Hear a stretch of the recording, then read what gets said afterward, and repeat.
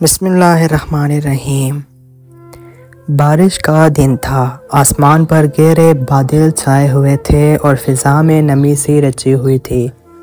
میں دفتر سے جلدی نکل آئی تھی کہ کئی دنوں سے دل میں ایک عجیب سا بوجھ سا محسوس ہو رہا تھا۔ نہ جانے کیوں ابا کی یاد شدت سے ستا رہی تھی۔ دوپہر کو اچانک دل بے چین ہوا تو سوچا بھائی کے گھر چلی جاؤں، شاید ابا سے کچھ باتیں ہو جائیں۔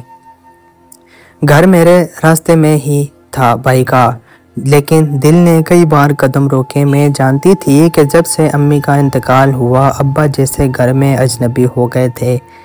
نئی نسل کی روایات، رسمیں اور باتیں ان کے دل سے میل نہ کھاتی تھیں۔ بھابھی بھی کچھ خاص خوش مزاج نہیں تھی۔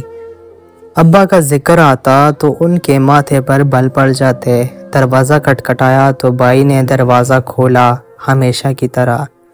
چہرے پر مصنوعی مسکراہٹ تھی۔ ارے آپ آئیے، ابا گھر پر ہیں، ذرا ملنے آئی تھی۔ بھابھی نے ہلکی سی ہنسی ہنستی ہوئے کہا، وہ تو اپنے کسی پرانے دوست کے ہاں گئے ہیں، شاید آج رات وہیں رکیں گے۔ میرے دل کو کچھ قرار نہ آیا۔ میں دروازے کی چوکھٹ پر کھڑی ہی رہی۔ کچھ تھا جو ٹھیک نہیں لگ رہا تھا۔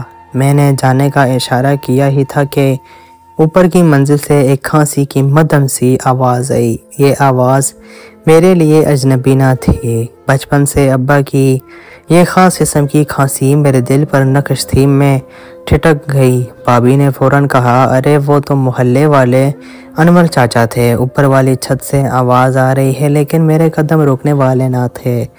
میں نے اپنے جوتے اتارے اور آہستہ آہستہ سیڑھیاں چڑھنے لگی۔ بھابھی میرے پیچھے آ گئی، شاید روکنے کی کوشش میں۔ اوپر کچھ نہیں ہے، بس پرانے سامان کا کمرہ ہے۔ آپ کیوں زحمت کر رہی ہیں؟ آپ کی آواز میں پیچیدگی تھی۔ میں نے کچھ نہ کہا، لیکن قدم تیز ہو گئے۔ چھت پر قدم رکھتے ہی جیسے پورے بدن میں بجلی سی دوڑ گئی۔ دھوپ تیز تھی، وہ دھوپ جس میں کوئی پرندہ بھی سائے کی تلاش میں ہوتا ہے۔ وہاں میرا باپ ابا جو کبھی ہمیں دوپہر کے سورج سے بچا کر اسکول چھوڑتے تھے، آج خود اس کے نیچے بیٹھے تھے، ایک پرانی چٹائی پر جس کے کنارے پھٹ چکے تھے۔ دھوپ میں ایسے بیٹھے تھے جیسے وہ اس گھر کا حصہ ہی نہ ہو۔ کپڑے پسینے سے بھیگے ہوئے، چہرہ زرد اور آنکھوں میں وہ خاموشی تھی جو کسی مظلوم کی فریاد ہوتی ہے، اس کے سامنے وہی پیالہ رکھا تھا جو ہم بچپن میں کتے کے لیے استعمال کرتے تھے۔ اس میں روٹی کے 2 سخت ٹکڑے تھے جو شاید صبح کے ہوں یا کل کے۔ ابا وہ روٹی پانی سے نرم کر کے کھانے کی کوشش کر رہے تھے۔ میرے کلیجے میں ایک عجیب سا ڈر اٹھا، زبان جیسے مفلوج ہو گئی ہو، اور میں چپ چاپ کھڑی دیکھتی رہی، آنکھوں سے آنسو نکلے بغیر۔ اندر ہی اندر دل رو رہا تھا۔ ابا میری آواز بھی لرزش تھی۔ ابا نے چونک کر میری طرف دیکھا، ان کی آنکھوں میں حیرت، خوشی اور شرمندگی سب یکجا نظر آ رہا تھا۔ وہ ایک بچے کی طرح بکھلا گئے، جیسے رنگے ہاتھوں پکڑے گئے ہوں۔ بیٹا تم یہاں، تم کیوں آئی؟ ابا یہ کیا ہو رہا ہے؟ نیچے کیوں نہیں؟ بس وہ کھانسی ہے نا، بچوں کو نہ لگ جائے اس لیے، بہو نے کہا ہے کچھ دن اوپر رہ لو۔ میں نے کہا ٹھیک ہے، کیا فرق پڑتا ہے؟ میں نے پلٹ کر بھابھی کی طرف دیکھا جو دروازے پر کھڑی تھی۔ آنکھوں میں شرمندگی نہیں بلکہ بے حسی تھی۔ دیکھیں نا، ہمیں بھی تو بچوں کا خیال رکھنا ہوتا ہے۔ ابا کو کھانسی ہے اور عمر بھی زیادہ ہے۔ ہم نے تھوڑی دیر کے لیے اوپر رکھا ہے، بس تو پیالہ یہ روٹی کیا مہمانوں کے لیے ہے؟ اور وہ بس ابھی میں کھانا لے کر آتی ہوں۔ وہ تو بس بچی کچی روٹی تھی، جھوٹ صرف جھوٹ۔ میں نے سب کچھ سمجھ لیا ہے۔ میرے باپ کو اس گھر میں وہ عزت بھی نصیب نہیں جو ایک نوکر کو دی جاتی ہے۔ وہ دھوپ میں اس لیے تھے کیونکہ ان کے حصے کا سایہ بھی اب اس گھر والوں کے لیے بوجھ بن چکا تھا۔ ابا نے میری آنکھوں سے بہتے آنسو دیکھے تو نظریں چکا لی۔ بیٹا میں ٹھیک ہوں، تم فکر نہ کرو، جہاں بیٹھا ہوں آسمان نظر آتا ہے اور کچھ یادیں۔ ان کی آواز رک گئی، جیسے کوئی گھونٹ بھر کر آنکھوں کی نمی کو زبردستی اندر دبا رہا ہو۔ میں نے ان کا ہاتھ تھاما، وہی ہاتھ جو کبھی میرے لیے چھتری بنتا تھا، آج دھوپ میں جل رہا تھا۔ میرے دل نے فیصلہ کر لیا کہ کچھ نہ کچھ تو بدلنا ہوگا، یہ ظلم اب اور نہیں سہوں گی، اور میرا پہلا قدم ہوگا کہ ابا کو اس گھر سے نکال کر اپنے گھر لے جانا۔ میں ابا کو فوراً اپنے گھر نہیں لائی، لیکن پچھلے واقعے کے بعد دل مطمئن نہ تھا۔ हर रोज़ दोपहर को उनके लिए कुछ न कुछ ले जाती, थोड़ी देर उनके पास बैठती, उनकी बातें सुनती, उनका दुख बांटने की कोशिश करती। छत का वो कमरा मेरा मामूल बन गया था, लेकिन शायद मेरी ये मोहब्बत किसी को खटकने लगी थी। एक दिन मैं हस्बे मामूल अब्बा के पास गई। उनका चेहरा कुछ बुझा बुझा सा था। पूछने पर बस इतना कहा, बेटा अब ज़्यादा ना आया करो, सबको अच्छा नहीं लगता। क्योंकि अब्बा मैं आपकी बेटी हूँ।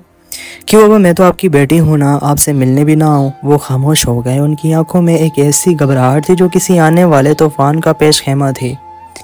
उसी शाम जब मैं नीचे आ रही थी तो सीढ़ियों के मोड़ पर अचानक भाभी की आवाज़ सुनाई दी। वो अपने फ़ोन पर किसी से बात कर रही थी। आवाज़ बुलंद थी। हाँ, मैंने कई बार देखा है, वो मुझे अजीब नज़र से देखते हैं। उम्र हो गई है मगर नीयत पर शक है। अब बहाने बहाने से ऊपर आते हैं, कभी पानी मांगते हैं, कभी कुछ और। मेरे कदम वहीं रुक गए। मेरी आंखें खुली की खुली रह गई। क्या ये मेरे बाप के लिए कह रही है? क्या वाकई ऐसा इल्ज़ाम लगा रही है? मैंने आगे बढ़कर उनके सामने आकर कहा, आप मेरे अब्बा पर इल्ज़ाम लगा रहे हैं। भाभी चौंक गई मगर जल्द संभल गई। मैं इल्ज़ाम नहीं लगा रही, बस वो मुझे अजीब सी नज़र से देखते हैं। मेरे दिल को अच्छा नहीं लगता और तुम तो रोज़ उनके पास आती हो। तुम्हें अंदाज़ा होना चाहिए वो तुम्हारे ससुर हैं। तुम्हें शर्म नहीं आती? मैं गुस्से से चीखी। मगर उस लम्हे भाई आ गए। उसके चेहरे पर शक और संजीदगी का साया था। क्या हो रहा है यहाँ? भाभी फौरन उनके पास गई और आंखों में नमी लाकर कहा, मैंने कुछ नहीं कहा, सिर्फ तुम्हें यह बताया कि मुझे अजीब महसूस होता है। अब्बा जैसे पहले नहीं रहे। भाई ने मेरी तरफ देखा और बगैर किसी सवाल के बोले, अगर तुम्हें कुछ अजीब लग रहा है तो मैं बात करूँगा। मैं अब्बा से पूछूंगा, क्या मतलब है तुम्हारा? तुम अपनी बीवी के सिर्फ एहसास पर मेरे बाप पर इल्ज़ाम लगा रहे हो। मेरे आवाज़ लरस गई। भाई खामोश रहे और यही खामोशी मेरे दिल में एक कारी ज़रब की थी। मैं समझ गई थी कि घर की दीवारें पहले ही झूठ की बुनियाद पर हिलने लगी हैं। सुबह की रोशनी अभी पूरी तरह फैली न थी कि मेरे फ़ोन की घंटी बजी। नंबर भाई का था। दिल पे वजह धड़कने लगा। कॉल उठाई तो पीछे शोर सुनाई दिया। बस बहुत हो गया, अब मज़ीद बर्दाश्त नहीं कर सकता। ये भाई की आवाज़ थी, गुस्से में तनी हुई। क्या हुआ, सब खैरियत तो है? आकर देख लो। कॉल कट गई। मैं तेज़ कदमों से भाई के घर पहुंची। दरवाज़ा खोला था। चैन में मोहल्ले की चंद औरतें जमा थी। सबकी आंखों में सवालात थे और चेहरे पर हैरत। मैं अंदर पहुंची तो देखा मेरे अब्बा दरवाजे के बाहर ज़मीन पर गिरे हुए थे। उनके कपड़े मिट्टी से भरे हुए थे। चेहरा सुर्ख था और आंखों में एक ऐसा कर्ब था जो किसी तूफान के बाद की तबाही जैसा होता है। मेरे कांपते कदमों ने उन्हें थाम लिया। अब्बा मेरी आवाज़ निकल ना सकी, सिर्फ आंखों से आंसू बह निकले। उन्होंने मेरी तरफ देखा। चेहरा लरस रहा था, होंठ खुश्क और आवाज़ में एक कपकपाहट थी जो हर सच्चे बाप के दिल में उस वक़्त आती है जब औलाद की दहलीज से धक्के देकर निकाला जाए। बेटा, मैंने कुछ नहीं किया। वो मुझे चप्पल से मारती थी। ये कहते हैं। उनका सर मेरे कंधे पर झुक गया। मैं हक्का बक्का रह गई। ये अल्फाज मेरे दिल में तीर बनकर चुभ गए। कहा आपने? भाभी ने। अब्बा की आंखों से आंसू निकलकर मेरे दुपट्टे में जज़ब हो रहे थे। इतने में भाई बाहर आए। चेहरे पर सख्ती, आंखों में नफरत। ले जाओ, इतना शौक है तुम्हें तो इनको रख लो। अब इस घर में इनकी कोई जगह नहीं है। क्या बात कर रहे हो भाई? ये अब्बा हैं, हमारे वालिद, जिन्होंने हमें पाला, ज़िंदगी कुर्बान की। तुम्हारे लिए यही कहा था इन्होंने, पर अब ये वैसे नहीं रहे। ये तुम्हें भी गलत नज़रिए से देखते हैं और मेरी बीवी को भी। मैं अपनी इज़्ज़त के साथ समझौता नहीं कर सकता। भाई पर मैं चीख पड़ी। शर्म करो, अपनी बीवी के चंद झूठे अल्फाज पर बाप पर इल्ज़ाम। तुम खुद को बेटा कहते हो। भाई ने मेरी तरफ देखा और शायद पहली बार मेरी आंखों में वो नफ़रत देखी जो आज तक सिर्फ खुद पर बर्दाश्त की थी। लेकिन अब बात मेरे अब्बा की इज़्ज़त की थी। अब्बा के हाथ मेरे हाथ में कांप रहे थे। उन्होंने आहिस्ता से कहा, मुझे तुम्हारे पास रहना है बेटा, मैं अब यहाँ नहीं रह सकता। मैंने अब्बा को सहारा दिया और उनके लरसते कदमों को अपने दिल की ताकत से थाम कर अपनी गाड़ी तक लाई। मोहल्ले की औरतें खामोश तमाशाई बनी रहीं। किसी ने कुछ न कहा। शायद सबको सच का इल्म था मगर सच बोलने की हिम्मत किसी में न थी। रास्ते में अब्बा खामोश थे। मैंने उनका हाथ थामा तो वो बोले, बेटी, उस घर में मैंने सिर्फ दुआएं की मगर بددعا مل گئی۔ میں نے سوچا بھی نہ تھا کہ میرا بڑھاپا یوں بے عزتی میں گزرے گا۔ میری آنکھوں سے بہتے آنسو نے قسم کھائی اب اس باپ کو کبھی کوئی آنچ نہیں آنے دوں گی۔ ابا میرے ساتھ آ چکے تھے لیکن ان کی آنکھوں میں وہ چمک کہیں گم ہو گئی تھی جو کبھی مجھے اپنے تحفظ کا یقین دلاتی تھی۔ دن کا زیادہ تر حصہ خاموشی میں گزرتا۔ میں بولتی تو سنتے، کبھی کبھار مسکرا دیتی لیکن وہ مسکراہٹ بھی جیسے ادھوری ہوتی۔ میں ہر وقت اس کے آس پاس رہتی، ان کے لیے نرم بستر لگایا، ان کی پسند کے کھانے بناتی، لیکن وہ بس ایک آدھا نوالا لیتے اور پھر ٹھنڈی سانس بھر کر چپ ہو جاتے۔ بیٹا، ایک دن انہوں نے آہستہ سے آواز دی، جی ابا، اگر میں نہ رہوں تو میرے کمرے کے دراز میں ایک نیلے رنگ کا لفافہ ہے، وہ تم رکھ لینا۔ ابا یہ کیسی باتیں کر رہے ہیں آپ؟ میرے ساتھ ہیں اور ہمیشہ رہیں گے۔ وہ مسکرائے، ہمیشہ کوئی نہیں رہتا، بس دعائیں باقی رہ جاتی ہیں۔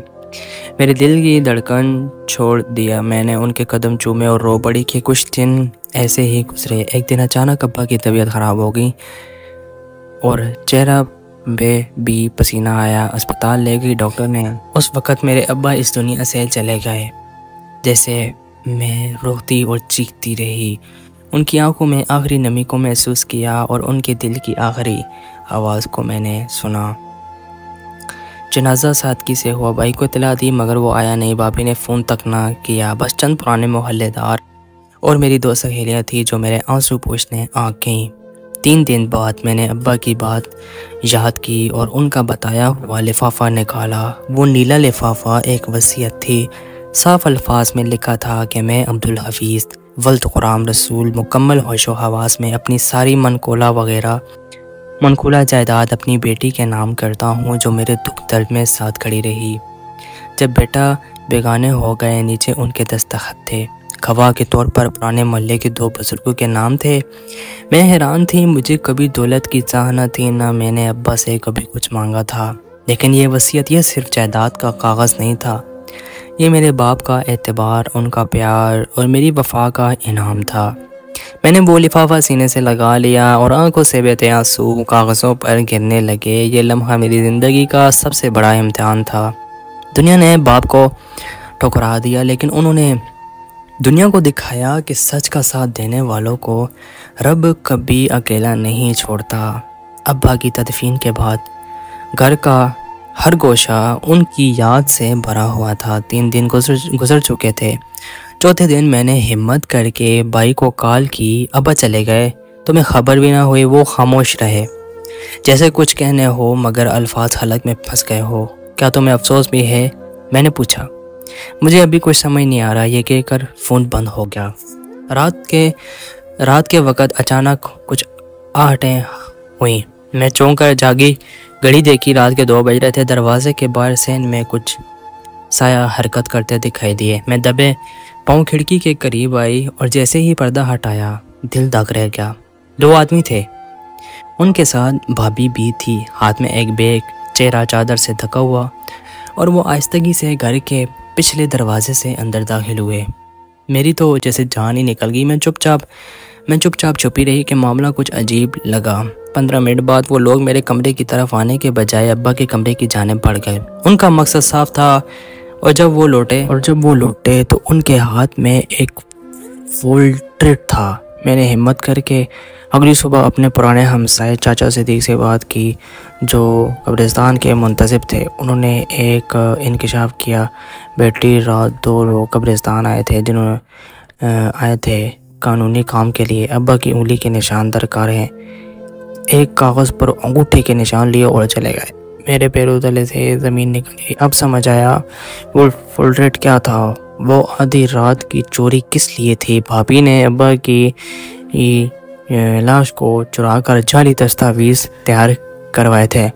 اس روز میں نے اپنے وکیل سہیلی کے ذریعے رجسٹری آفس میں معلومات نکلوائی۔ شام تک اطلاع آ گئی، ابا کے نام کی ساری جائیداد اب ان کے پوتے پوتیوں کے نام کر دی گئی ہے، اور دستخط انگوٹھے کے نشان بظاہر اصل لگ رہے تھے۔ میری آنکھوں کے سامنے اندھیرا چھا گیا۔ یہ وہی بھائی تھا جس نے میری گڑیا کے لیے بازار چھان مارا تھا اور آج وہی بھائی اپنی بیوی کے ہاتھوں کٹ پتلی بن کر باپ کی لاش کو بھی سکون سے نہ دفنا سکا۔ میں نے وہ نیلا لفافہ نکالا جو ابا نے دیا تھا۔ اصل وصیت میرے پاس تھی۔ اب وقت آ گیا تھا کہ انصاف کی جنگ عدالت میں لڑی جائے۔ ابا کی تدفین کے چند دن بعد بھائی کا فون آیا، ہمیں بات کرنی ہے، تم آ سکتی ہو؟ میں جانتی تھی بات کس بارے میں ہوگی۔ میری انگلیاں خود بخود اس نیلے لفافے کی طرف بڑھی جو ابا نے مجھے اپنی وفات سے پہلے دیا تھا، مگر دل کہہ رہا تھا کہ ابھی نہیں، ابھی صبر۔ بھائی کے گھر پہنچی تو بھابھی ڈرائنگ روم میں پہلے سے بیٹھی تھی۔ چہرے پہ معمول سے زیادہ نرمی اور آنکھوں میں ایک عجیب سی چمک تھی، جیسے کامیابی کا نشہ ہو۔ بھائی نے رسمی سلام کے بعد سیدھی بات شروع کی۔ ہم نے رجسٹری کے کاغذات اپڈیٹ کروا لیے ہیں۔ ابا نے اپنی زندگی میں ہی وصیت لکھ دی تھی جس کے مطابق ان کی ساری جائیداد پوتے پوتیوں کے نام ہے۔ میرے لبوں پر ایک لفظ بھی نہ آیا۔ دل چاہا کہ وہ اصل وصیت نکال کر ان کے منہ پر مار دوں، چیخ کر کہوں کہ تم لوگ جھوٹے ہو، مگر میری زبان کنگ تھی۔ بھائی نے کچھ لمحے میری خاموشی کو دیکھا، پھر کہا، ہم چاہتے ہیں کہ سب کچھ سکون سے ہو، کوئی جھگڑا نہ ہو۔ اگر تم اکیلی ہو تو میں ابا نے کچھ دیا ہوگا دل سے۔ میں نے ان کی بات پر محض نظریں جھکائیں۔ بھابھی نے دھیمے انداز میں طنز کا خنجر چبایا۔ ابا بھی جانتے تھے کہ بیٹے ہی نسل بڑھاتے ہیں، اس لیے انہوں نے بچوں کو حق دیا۔ میرے دل میں درد کی ایک لہر اٹھی، مگر میں پھر بھی خاموش رہی۔ ابا کے آخری لمحات یاد آئے، ان کی ہچکیوں میں چھپی وہ بے بسی، ان کا وہ جملہ، بیٹی میرے جانے کے بعد لفافہ سنبھالنا۔ بھائی نے میز پر کچھ کاغذات رکھے اور کہا، یہ دستخط شدہ کاپیاں ہیں، تم بھی دستخط کرو تاکہ پروسیسنگ مکمل ہو جائے۔ میرے ہاتھ کانپنے لگے۔ کاغذات دیکھے تو جعلی دستخط اور انگوٹھے کے نشان نمایاں تھے۔ میں سب سمجھ چکی تھی، مگر چہرے پر کوئی تاثر نہ آنے دیا۔ میں نے دستخط نہ کیا، بس آہستگی سے کہا، مجھے سوچنے دو بھائی۔ فوراً بولے، سوچنے کی کیا بات ہے، سب کچھ صاف ہے، اور اگر ابا نے تمہیں کچھ دینا ہوتا تو وہ بھی لکھ جاتے۔ میں نے نظریں اوپر اٹھا کر کہا، آپ نے ان کا دل پڑھا تھا یا وصیت؟ یہ جملہ کہہ کر میں اٹھی اور دروازے کی طرف بڑھ گئی۔ گھر واپس آئی تو آنکھوں سے آنسو رکنے کا نام ہی نہیں لیتے تھے۔ میں جانتی تھی کہ جھوٹ جیت گیا ہے فی الحال، مگر میں بھی ابا کی بیٹی ہوں جو چپ ہو سکتی ہے، کمزور نہیں۔ اس رات نیند نہیں آئی۔ میں نے بار بار وہ نیلا لفافہ کھولا، پڑھا اور ابا کے دستخطوں کو انگلیوں سے چھوا، جیسے ان کا ہاتھ تھام لیا ہو۔ اب ابا کا انصاف صرف وصیت سے نہیں، میرے عزم سے ہوگا۔ 40 دن بیت چکے تھے ابا کی جدائی سے، جیسے جسم سے روح کھینچ لی ہو۔ ہر دن ان کے بغیر ادھورا سا گزرتا۔ 40ویں کی تیاری کرنی تھی۔ میں نے خود سب کچھ سنبھالا، کچن میں کام کرتی، ہاتھوں سے پکوان بناتی اور دل میں ہرنے والا ان کی یاد سے تر و تار۔ 40ویں کے دن محلے کی عورتیں آنا شروع ہو گئی۔ صحن میں قالین بچھائے گئے، دیگچیوں کی خوشبو پھیلنے لگی۔ ہر چہرے پر سوگ کی لکیر تھی، مگر کچھ آنکھوں میں تجسس بھی صاف دکھائی دیتا تھا۔ کچن میں کونے میں بیٹھی ایک پرانی خالہ جو محلے میں برسوں سے رہتی تھی، میری طرف جھک کر بولی، بیٹا مجھے ایک بات کہنی ہے، شاید تمہیں معلوم نہ ہو۔ میں نے ان کی طرف حیرت سے دیکھا۔ وہ آہستگی سے بولی، تمہارا ابا اکثر چھت کے کمرے میں جایا کرتا تھا، ہم عورتیں اوپر کپڑے ڈالنے جاتی تو دیکھتی کہ وہ کچھ لکھ رہے ہوتے یا کبھی کچھ چیز چھپا رہے ہوتے۔ میری سانس ہی رک گئی۔ کیا چیز؟ آپ نے دیکھا کیا تھا؟ نہیں بیٹا، ہم نے کبھی پوچھنے کی ہمت ہی نہ کی، مگر ایک دن وہ میرے شوہر سے کہہ رہے تھے کہ جو اصل خزانہ ہے وہ نہ کاغذ ہے نہ پیسہ، وہ چھپا ہے وہاں جہاں دھوپ بھی راز کو نہ چھو سکے۔ میرے دل میں ایک عجیب سی لہر دوڑ گئی۔ کیا واقعی ابا نے کچھ چھپایا تھا؟ چھت کے کمرے میں نے دل میں سوچا، شاید وہ کچھ یادیں ہوں یا پھر ابا کی لکھی ہوئی ڈائریاں، یا ممکن ہے وہ اصل کاغذات، یا کچھ بھابھی جو قریب ہی بیٹی تھی خالہ کی باتیں سن چکی تھی۔ ان کے چہرے پر فوراً بے چینی اور گھبراہٹ سے چھا گئی۔ وہ فوراً اٹھی اور اندر چلی گئی۔ 40ویں کا ختم ہوتے ہی میں سیدھی کمرے میں گئی اور ایک پرانا صندوق نکالا جس میں ابا کی پرانی چیزیں تھیں۔ ایک پرانی چابی ملی تھی جس پر لکھا تھا، اوپر کمرہ، راز کا محافظ۔ دل کی دھڑکن تیز ہو گئی۔ میں نے فیصلہ کر لیا، آج رات چھت پر جا کر دیکھوں گی کہ وہاں کیا ہے۔ لیکن بھابھی بھی تیز نکلی۔ رات کے سناٹے میں مجھ سے پہلے کمرے میں پہنچ چکی تھی۔ ان کے ہاتھ میں ایک چھوٹی سی ٹارچ تھی اور چہرے پر ایک عجیب سی بے چینی، جیسے کوئی خزانہ ڈھونڈنے نکلی ہو۔ ان کے قدموں میں جلدی تھی، آنکھوں میں لالچ کی چمک۔ چھت کے طرف کمرے کا تالا وہ پہلے ہی دن کسی بہانے سے چابی لے کر کھول چکی تھی۔ دروازہ دھیرے سے کھولا اور ٹارچ کی روشنی میں کمرے کا جائزہ لینا شروع کیا۔ بھابی نے جلدی جلدی وہ سب چیزیں الٹ پلٹ کرنا شروع کر دی، ایک ایک کپڑے کو چیک کیا، ہر ڈبے کو کھولا، خطا کی دیوار پر لکھی پرانی کیلوں کے پیچھے بھی ہاتھ مارا، مگر جو وہ چاہتی تھی وہ وہاں نہ تھا۔ کہاں چھپایا ہے؟ ضرور زیور ہے یا زمین کے کاغذات۔ سب کہہ رہے تھے کہ انہوں نے کچھ چھپایا ہے۔ وہ بڑبڑا رہی تھی، پر کمرہ جیسے خاموش تماشائی بن کر انہیں دیکھ رہا تھا۔ وقت جیسے ٹھہر گیا ہو، بھابی کے ماتھے پر پسینہ آ گیا، مگر ہار ماننا ان کی فطرت نہ تھی۔ انہوں نے ایک پرانے صندوق کو کھولا، اس کی تہہ میں کچھ پرانی چادریں تھیں، اس کے نیچے لکڑی کا ایک چھوٹا سا ڈبہ ملا۔ انہوں نے جلدی سے اٹھایا، کھولا تو اندر صرف کچھ پرانے سکے، ایک زنگ آلودہ کنگن اور چند انگوٹھیاں تھیں جو شاید امی کے جہیز کی باقیات تھیں۔ ان کے چہرے پر مایوسی چھا گئی اور وہ چیز جس کی انہیں تلاش تھی وہ نہ ملی۔ اسی دوران اچانک کسی لکڑی کے ٹکڑے سے ان کا پاؤں ٹکرایا اور ان کا توازن بگڑ گیا۔ وہ گھبرا کر پیچھے ہٹی اور ایک چھوٹا سا الماری نما حصہ نظر آیا جس پر گرد کی موٹی تہہ تھی۔ انہوں نے کپڑا مار کر صاف کیا اور دروازہ کھولا، مگر اندر صرف ساس سسر کے پرانے کاغذات تھے، کچھ پرانے بل، زمین کے نقشے اور سرکاری خط جو اب بیکار ہو چکے تھے۔ بھابی کا چہرہ اب صاف بتا رہا تھا کہ وہ بری طرح سے مایوس ہو چکی ہیں۔ انہوں نے سب کچھ سمیٹا، مگر جاتے جاتے ابا کی تصویر کو دیکھ کر لمحہ بھر رک گئی۔ ان کی نظریں تصویر سے الجھ گئی، جیسے وہ کچھ کہنا چاہتی ہو اور کچھ پوچھنا چاہتی ہو۔ کیا واقعی تم نے کچھ چھپایا تھا یا سب کچھ وہم تھا؟ بھابی کے ذہن میں شک کا ایک بیج تو بو چکا تھا، لیکن زمین وہی تھی جہاں فصل لبی تک نمودار ہوئی تھی۔ وہ نیچے واپس چلی گئی، مگر دل اضطراب ان کے چہرے سے آیا تھی اور میں یہ سب چھپ کر دیکھ رہی تھی، ایک کونے سے خاموش، مگر چونکنا میں جانتی تھی کہ اس کمرے میں کچھ ضرور ہے، کچھ ایسا جو صرف چیزوں میں نہیں وقت میں چھپا ہے، اور اس وقت کا پردہ بھی جلد اٹھنے والا ہے۔ یہ صرف تلاش کی پہلی کوشش تھی، اصل راز اب بھی باقی تھا، اور شاید ابا نے اسے میرے لیے بچا رکھا تھا۔ چھت کے کمرے کی وہ رات خاموش نہیں تھی۔ بھابی نیچے تو اتر آئی، مگر دل میں ایک عجیب بے چینی تھی۔ ان کی نظریں بار بار اوپر دیکھتی، جیسے وہاں کچھ رہ گیا ہو، کوئی چیز چھوٹ گئی ہو، شاید دل کا شک بھی مکمل نہ ہوا ہو۔ اگلی شام جب سب نماز مغرب کے بعد کھانے میں مصروف تھے، بھابی نے ایک بار پھر اوپر جانے کا ارادہ کیا۔ اس بار اس کے ساتھ نہ کوئی شور تھا، نہ کسی سے اجازت لی گئی۔ ان کا خیال تھا کہ دن کی روشنی میں شاید کچھ نظر نہ آئے جو رات کی تاریکی میں چھپا رہ گیا تھا۔ وہ تیزی سے سیڑھیاں چڑھی اور چھت کے کمرے میں دروازہ کھولا۔ دھوپ کی روشنی اب مانند پڑ چکی تھی، کمرے میں نیم اندھیرا چھایا ہوا تھا۔ ایک بار پھر انہوں نے ٹارچ نکالی اور کمرے کے ہر کونے میں جائزہ لینا شروع کیا۔ اس بار ان کی نظر اس پرانے بوری نما کپڑے پر پڑی جو ایک کونے میں پڑا تھا۔ انہوں نے اسے اٹھانے کے لیے جیسے ہی ہاتھ بڑھایا، زمین میں ہلکی سی چنبش ہوئی۔ ایک ہنسکارتی آواز نے فضا میں سنسنی پیدا کی۔ ان کے دل دھڑکنے لگا، قدم پیچھے ہٹنے لگے، لیکن تب تک بہت دیر ہو چکی تھی۔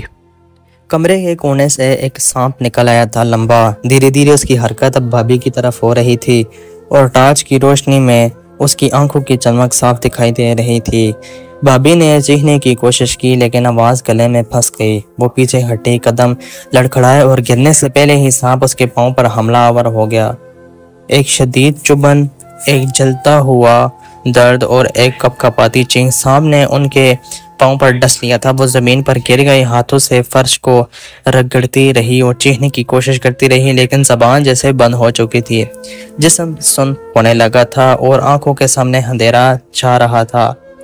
نیچے موجود افراد کو ان کی چیخ سنائی دی تو تب سب گھبرا کر دوڑ پڑے۔ بھائی، میں اور محلے کی ایک خاتون فوراً اوپر پہنچی۔ منظر دیکھ کر سب کے چہرے سفید ہو گئے۔ بھابی زمین پر تڑپتی رہی، چہرہ زرد ہو رہا تھا۔ فوراً پانی لایا، بھابی نے ایمبولینس منگوائی، کال کی۔ 10 منٹ میں ہم اسپتال پہنچ چکے تھے، مگر ڈاکٹر کا چہرہ بتا رہا تھا کہ زہر جسم میں کافی پھیل چکا ہے، ہم پوری کوشش کر رہے ہیں لیکن زہر کافی خطرناک تھا۔ ڈاکٹر نے کہا بھائی کی آنکھوں میں ایک خوف چھا چکا تھا۔ بھابھی کا ہاتھ ان کے ہاتھ میں تھا اور پہلی بار میں نے ان کے چہرے پر سچی پریشانی دیکھی، وہی بھائی جو کبھی اپنے باپ کو گھر سے نکالنے لمحہ بھر نہ جگہ تھا۔ بھابھی کی حالت بگڑ گئی، کبھی ان کی آنکھوں بند ہوتی، کبھی وہ ہذیانی انداز میں بڑبڑاتی، کمرہ، چھت، خزانہ مجھے ملا، سب کچھ میرا ہے۔ میں خاموشی سے ان کی باتیں سن رہی تھی۔ اب بات واضح ہو چکی تھی، لالچ انسان کو کہاں سے کہاں لے جا سکتی ہے۔ بھابھی کی حالت بددستور نازک تھی۔ ڈاکٹر نے کہا اگر جسم نے زہر کو قبول نہ کیا تو یہ فالج بھی بدل سکتا ہے۔ میرے قدم جیسے زمین پر گر گئے، آنکھوں کے سامنے وہ لمحے گزرنے لگے جب ابا کو اس عورت نے چپل سے مارا تھا اور آج وہی عورت زمین پر بے بسی معذوری کے دہانے پر تھی۔ کہا جاتا ہے نا بد دعائیں سیدھی اوپر جاتی ہیں اور خالی نہیں لوٹتی، اور اب یہ حقیقت میرے سامنے زندہ مثال بن چکی تھی۔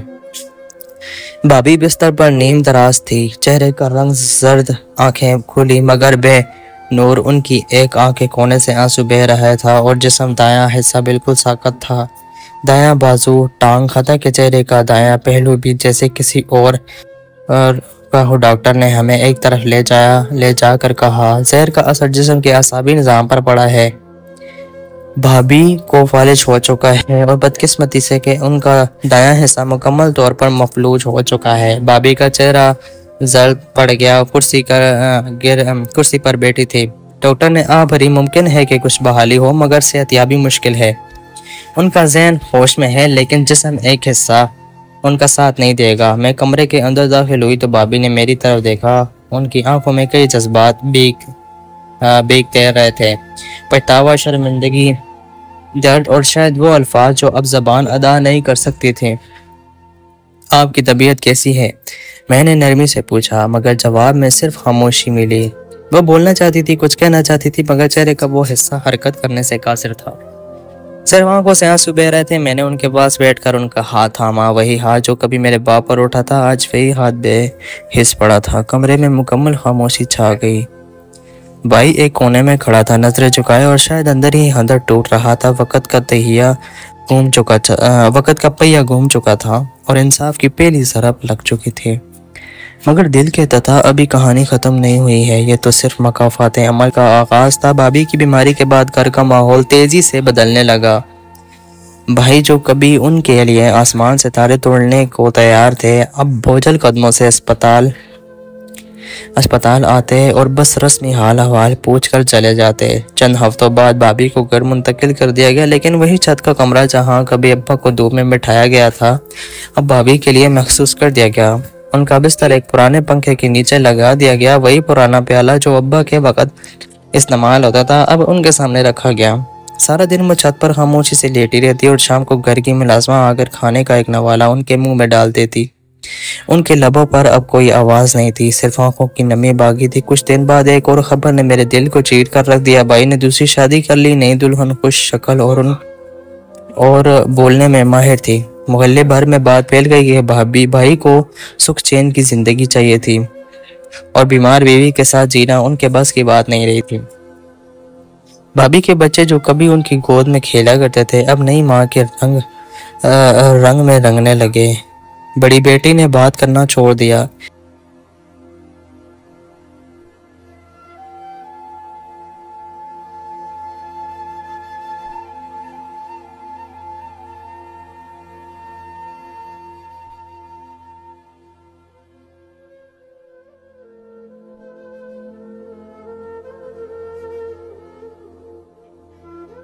نئی ماں نے جلد ہی گھر پر اپنی گرفت مضبوط کر لی اور بچوں کو بھی بھابھی سے دور کر دیا۔ اکثر سنا جاتا تھا امی بیمار ہے، ان سے بدبو آتی ہے، ہمیں ان کے کمرے میں نہیں جانا۔ وہی بچے جن کے لیے کبھی بھابھی نے دنیا سے لڑائی کی، آج ماں کی بیماری سے شرمندہ ہو کر منہ چھپاتے پھر رہے تھے۔ ایک دن میں ان کے پاس گئی، ان کے بستر کے پاس بیٹھ کر ہاتھ تھاما تو انہوں نے وہ مشکل آنکھیں کھولی، ان کے چہرے پر کوئی شکوہ نہ تھا، بس ایک ویرانی چھائی ہوئی تھی۔ میں نے نرمی سے کہا، یاد ہے آپ نے میرے ابا کے بارے میں ایسا بولا تھا؟ میں نے اپنے ابا کی تصویر اپنے دل سے لگائی رکھی تھی اور ہر روز چھت کی طرف دیکھ کر محسوس کرتی تھی یہ مکافات عمل کا وہ لمحہ ہے جہاں وقت نے انصاف دامن تھاما ہے، اور اب بھی بہت کچھ باقی ہے۔ ایک دن ملازمہ نے کھانا لے کر چھت پر جاتے ہوئے لاپرواہی سے کہا، کھانا نیچے گر گیا تھا، میں اسی پرانے پیالے میں رکھ لائی ہوں جو ابا جی کے وقت میں استعمال ہوتا تھا۔ میں چونک گئی، وہی پیالہ، وہی جس میں میرے ابا کو کھانا دیا جاتا تھا، جو کتے کے لیے رکھا جاتا تھا، آج وہی پیالہ ایک بار پھر استعمال ہو رہا تھا۔ اس بار اسے دیکھ کر چیخنے والی آواز میرے ابا کی نہیں، میری بھابھی کی تھی۔ جیسے ہی ملازمہ نے وہ پیالہ ان کے سامنے رکھا، بھابھی کی آنکھوں میں وحشت آئی، ان کا سارا جسم تھر تھرا اٹھا، ہونٹوں میں مشکل ایک راہ نکلی اور پھر ایک چیخ۔ وہ چیخ ایسی تھی جیسے کسی پرانے کرب کی صدا دوبارہ زندگی ہو گئی ہو۔ نہیں، یہ پیالہ یہ مت رکھو میرے سامنے، نہیں۔ ان کے الفاظ تو اب بھی مکمل نہ تھے، مگر وہ آواز کپ کپاتی، سرگوشیاں، وہ چیخ، سب کچھ بول رہی تھی۔ ان کی چیخ سن کر نئی بیوی بھاگتی ہوئی اوپر آئی، بچوں نے کانوں میں انگلیاں ڈال لی۔ بھائی نے ایک لمحہ سوچا، پھر آسمان کی طرف دیکھ کر آہستہ سے کہا، یہی پیالہ کبھی ابا کے سامنے رکھا تھا۔ نئی بیوی نے بے حسی سے کہا، وہ تو مرد تھے، برداشت کر لیتے تھے، یہ تو عورت ہے، اسے اتنی تکلیف میں خاموش تھی، مگر میرے اندر چیخ گونج رہی تھی، وہی گونج جو ابا کی خاموشی میں تھی، وہی چیخ ہے جو وہ دبا کے سہ گئے تھے، آج وہی چیخ ہے بھابھی کی آواز بن گئی تھی۔ میں چھت پر پہنچی، ان کے قریب جا کر بیٹھ گئی، انہوں نے میری طرف دیکھا، آنکھوں میں درد کی لہر تھی، جو شاید معافی مانگنا چاہتی تھی یا شاید انصاف کی منتظر تھی۔ یہی پیالہ تھا نا جس پر آپ ہنستی تھی؟ ان کی آنکھوں میں دو آنسو بہہ کر تکیے پر گر پڑے تھے۔ نئی بیوی گھر میں مکمل قبضہ ہو چکی تھی، اس کی چالاکی، باتوں میں مٹھاس اور چہرے پر معصومیت کا نقاب اتنا مضبوط تھا کہ بچے بھی دھوکہ کھا بیٹھے۔ اس نے آہستہ آہستہ بھابھی کے بچوں کو ان کے خلاف کرنے کی مہم شروع کی۔ تمہاری ماں کا تو اب کچھ نہیں ہو سکتا، بستر پر ہو گئی ہے، اور یہ گھر یہ تمہارے ابا نے میرے لیے بسایا ہے، تمہیں عزت سے جینا ہے تو اپنی ماں کو ماں سمجھو۔ بچے معصوم تھے، بھٹکنے لگے، وہ عورت بڑی چالاکی سے ان کے دلوں پہ پرانی ماں کے لیے نفرت کا بیج بوتی گئی۔ میں جب بھی بھابھی کو دیکھنے جاتی تو وہ مجھے ایک ٹک گھورتی رہتی، جیسے کچھ کہنا چاہتی ہو۔ ایک دن چھت میں نے زور زور سے کچھ بولنے کی کوشش کرتے ہوئے دیکھا، مگر آواز نہ نکلی، صرف آنکھوں میں پانی تھا اور ہونٹ ہلتے تھے جیسے کوئی دعا یا بد دعا بن رہی ہو۔ ادھر میں مکمل خاموش نہ بیٹھی تھی، ابا کی وصیت میرے پاس محفوظ تھی، اصلی گواہوں کے دستخط کے ساتھ، ان کی تحریروں اور ان کا انگوٹھا، مگر میں جانتی تھی کہ جھوٹ کی دیوار گرنے کے لیے وقت کا انتخاب ضروری ہوتا ہے، اور وہ وقت آ گیا۔ بھائی اور بھابھی نے ابا کی جائیداد کے جعلی کاغذات کے ذریعے قبضہ حاصل کر لیا تھا، وہ خود کو قانونی وارث ظاہر کر چکے تھے۔ میں جانتی تھی کہ اب عدالتی جنگ کے سوا کوئی راستہ نہیں بچا۔ میں نے وکیل سے رابطہ کیا اور پوری دستاویز کے حوالے کی۔ وکیل نے کاغذات دے کر کہا، یہ واضح جعل سازی ہے، اگر گواہ حاضر ہو جائے اور دستخط کی تصدیق ہو جائے تو کیس ہمارے حق میں ہوگا۔ عدالت میں مقدمہ دائر ہوا، پہلی سماعت میں ہی عدالت نے نوٹس جاری کر دیا اور جعلی دستاویزات کے فرانس جانچ کا حکم دیا۔ بھائی نے جب یہ خبر سنی تو وہ گھبرا گیا، کئی سال بعد پہلی بار اس کی آنکھوں میں خوف دکھائی دیا۔ نئی بیوی نے اسے بھڑکایا، یہ سب تمہاری بہن کا پلان ہے، وہ تمہیں جائیداد سے بے دخل کرنا چاہتی ہے، لیکن میں کسی کا حصہ نہ مانگ رہی تھی، میں صرف انصاف مانگ رہی تھی، ابا کی عزت کا، اس کے آخری فیصلے مانگ رہی تھی۔ آخر کار ایسا ہوا کہ بھائی نے بھی کیس لڑتے لڑتے تھک گیا اور مجھ سے معافی مانگی اور ابا سے بھی معافی مانگی، ابا کی قبر پہ جا کے بھی معافی مانگی، اور میں نے ان کو معاف کیا، اور میں دعا کرتی ہوں کہ اللہ بھی انہیں معاف کر دے۔ دوستو، مزید ایسی کہانیاں سننے کے لیے ہمارے اس چینل کو ضرور سبسکرائب کریں۔